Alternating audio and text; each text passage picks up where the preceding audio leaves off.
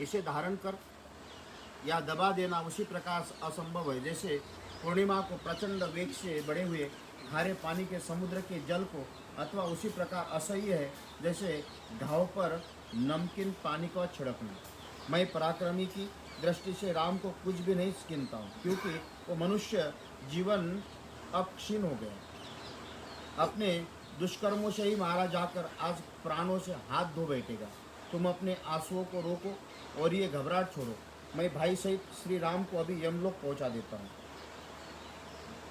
राक्षसी आज मेरे फरसे से ही मार से निष्प्राण होकर धरती पर पड़े हुए राम का गरम गरम रक्त तुम्हें पीने को मिलेगा। खर के मुख से निकली हुई इस बात को सुनकर शूर्पणखा को बड़ी प्रसन्नता हुई।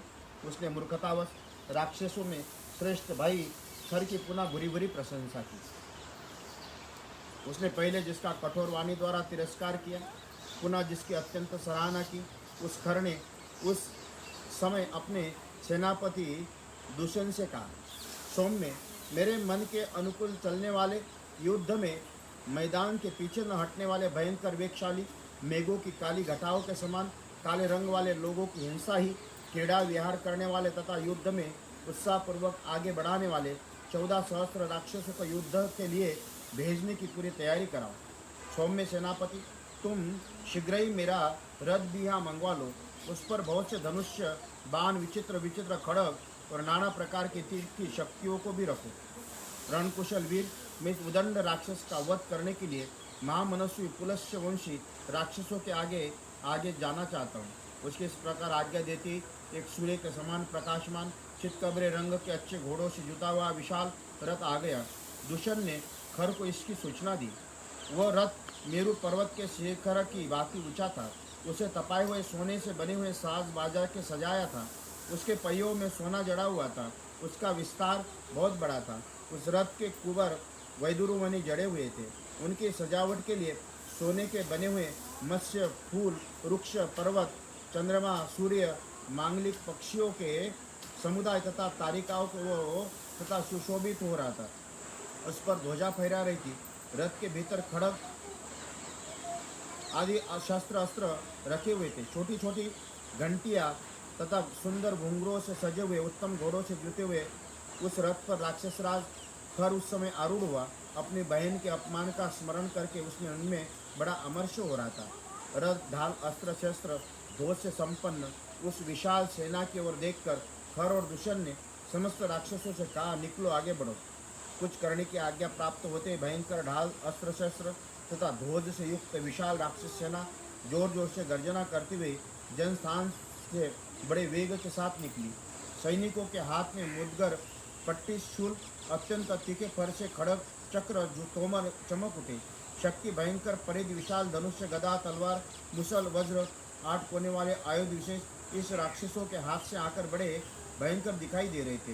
इस अस्त्र शस्त्रों से उपलक्षित और खर के मन की इच्छा से अनुसार चलने वाले अत्यंत भयंकर 14,000 राक्षस जनस्थान से युद्ध के लिए चले।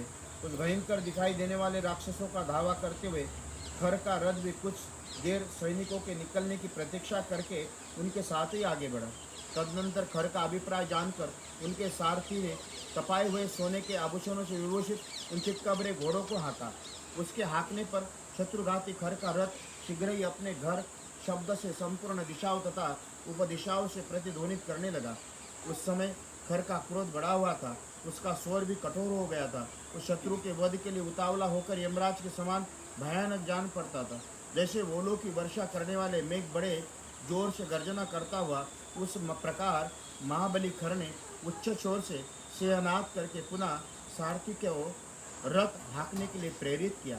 इत्यर्थ श्रीमद् रामायणे वाल्मीकि आदि काव्ये अरण्यकांडे 22 सर्ग संपूर्ण सियावर के प्रस्थान करते समय आकाश में गधे के समान धूसर रंग वाले बादलों की माँ भयंकर घटा घिर आई। उसकी तुमुल गर्जना होने लगी। सैनिकों के ऊपर घोर अमंगल सूचक रक्तमय जल की वर्षा आरंभ हो गई। खर के रथ से जुते हुए महान वेगशाली घोड़े फूल बिछे हुए समतल स्थान में सड़क पर चलते चलते अकस्मात गिर पड़े। सूर्यमंडल के चारों ओर आलाक चक्र के समान गोलाकार घेरा दिखाई देने लगा, जिसका रंग काला और किनारे का रंग लाल था। तदनंतर खर के रथ की स्वर्ण में दंड वाली ऊंची ध्वजा पर एक विशाल का एक गिद्ध आकर बैठ गया, जो देखने में बड़ा ही भयंकर था। कठोर स्वर वाले मांसभक्षी पशु और पक्षी जनस्थान के पास आकर विकृत स्वर में उनके प्रकार के विकट शब्द बोलने लगे तथा सूर्य की प्रभा से प्रकाशित हुई दिशाओं में जोर जोर से चित्कार करने वाली और मुंह से आग उगलने वाली भयंकर गिदड़ राक्षसों के लिए अमंगलजनक भैरवनाद करने लगे। भयंकर मेघ जो मदद की धारा बहाने वाले गजराज के समान दिखाई देते थे, उनकी जल रक्त धारण किए हुए तत्काल घिर आए। उन्होंने समूचे आकाश को ढक दिया, थोड़ा सा ही अवकाश नहीं रहा। सब और अत्यंत भयंकर तथा रोमांचकारी घटना अंधकार छा गया। दिशाएं तथा कोनों का स्पष्ट रूप से भान नहीं था। बिना समय के खून से भीगे हुए वस्त्र के समान रंग वाली संध्या प्रकट हो गई। उस समय भयंकर पशु पक्षी खर के समान आकर गर्जना करने लगे। भयंकर सूचना देने वाले कंक, सफेद चील, गिदड़ और गिद्ध खर के समान चित्कार करने लगे। युद्ध में सदा अमंगल सूचित करने वाले और भय दिखाने वाले गिदड़िया खर की सेना के समान आकर आग उगलने वाले मुखों से घोर शब्द करने लगे। सूर्य के निकट परित के समान कबंध सिर कटा हुआ धड़ दिखाई देने लगा। महान ग्रह राहु अमावस्याओं के बिना ही सूर्य को ग्रसने लगा। हवा तीव्र गति से चलने लगी एवं सूर्यदेव की प्रभा फीकी पड़ने लगी। बिना रात के ही जुगनू के समान चमकने वाले तारे आकाश में उद्दित हो गए। सरोवर में मछली और जल पक्षी विलीन हो गए।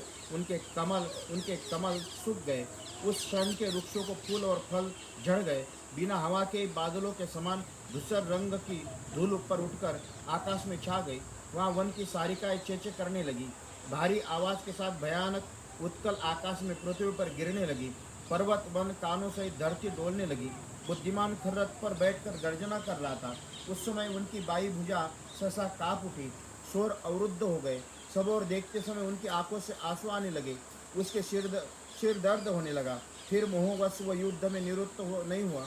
उस समय प्रकट हुए उमड़े बड़े रोमांचकारी उत्पातों को देखकर खर जोर जोर से हंसने लगा और समस्त राक्षसों को बोला, जो ये भयानक दिखाई देने वाले बड़े बड़े उत्पात प्रकट हो रहे, इन सब की मैं अपने बल के भरोसे कोई परवाह नहीं करता। ठीक उसी तरह जैसे बलवान वीर दुर्बल शत्रुओं को कुछ नहीं समझता, मैं अपने तीखे बाणों द्वारा आकाश से तारों को भी गिरा सकता हूँ। यदि कुपित हो जाऊँ तो मृत्यु भी मौत के मुख में डाल सकता हूँ। आज बल का घमंड रखने वाले राम और उनके भाई लक्ष्मण को तीखे बाणों से मारे बिना मैं पीछे नहीं लौट सकता। जिस दंड देने के लिए राम लक्ष्मण की बुद्धि में विपरीत विचार क्रूरतापूर्वक कर्म करने का भाव का उदय हुआ, वो मेरी बहन शूर्पणखा उस दोनों का खून पीकर सफल मनोरथ हो जाए। आज तक जितने युद्ध हुए उनमें से किसी भी पहले मेरी कभी पराजय नहीं हुई। तुम लोगों ने प्रत्यक्ष देखा है, मैं झूठ नहीं कहता हूँ। मैं मत वाले ऐरावत पर चलने वाले वज्रधारी देवराज इंद्र को भी रणभूमि में कुपित होकर काल के गाल में डाल सकता हूँ। फिर इन दो मनुष्यों की बातें ही क्या है। खर की गर्जना सुनकर राक्षसों का वो विशाल सेना जो मौत के पास में बंधी हुई थी, अनुपम हर्ष से भर उठी। उस समय युद्ध देखने की इच्छा वाले बहुत से पुण्यकर्मा महात्मा ऋषि देवता गंधर्व सिद्ध चानर एकत्रित हो गए और सभी मिलकर उन दूर से ही कहने लगे, गवों ब्राह्मणों का कल्याण हो तथा अन्य लोकप्रिय महात्मा वे भी कल्याण के भागी हो। जैसे चक्रधारी भगवान विष्णु समस्त असुर शिरोमणियों को परास्त कर देते, उसी प्रकार रघुकुल भूषण श्री राम युद्ध में पुलस्वंशी निशाचरों को पराजित करे। ये तथा और भी बहुत से मंगल कामना सूचक बातें करते हुए महर्षि और देवता कौतूहलवश विमान पर बैठकर जिनकी आयु समाप्त हो चली, उन राक्षसों की उन विशाल वाहिनी को देखने लगे। खर रथ के द्वारा बढ़े वेग से चलकर सारी सेना के आगे निकलकर आया सोमनाभि पृथु ग्रीव यज्ञशत्रु विहंगम